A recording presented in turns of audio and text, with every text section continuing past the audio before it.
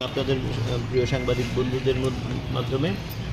আর প্রিন্টবাই তো আমাদের মূল কথা বলেছেন যে একটা গণতান্ত্রিক সমাজ চাই, মানুষ যেখানে নিশ্চিন্তে দুবেলা দুমুঠো খাবে এবং নিশ্চিন্তে ঘুমাতে পারবে এবং স্বাভাবিক মৃত্যু যেন তার নিশ্চিত হয়।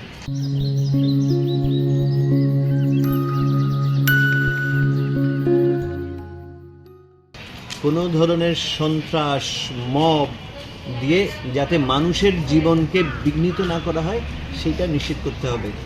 এবং আগামী 12ই ফেব্রুয়ারির যে নির্বাচন, সেই নির্বাচন হচ্ছে গিয়ে দেশের গণতান্ত্রিক অভিযাত্রার একটা অন্যতম গুরুত্বপূর্ণ মাইল ফলক হবে এবং সেটা কোনোভাবে কেউ কোনো কারণে যাতে বাধাগ্রস্ত করতে না পারে।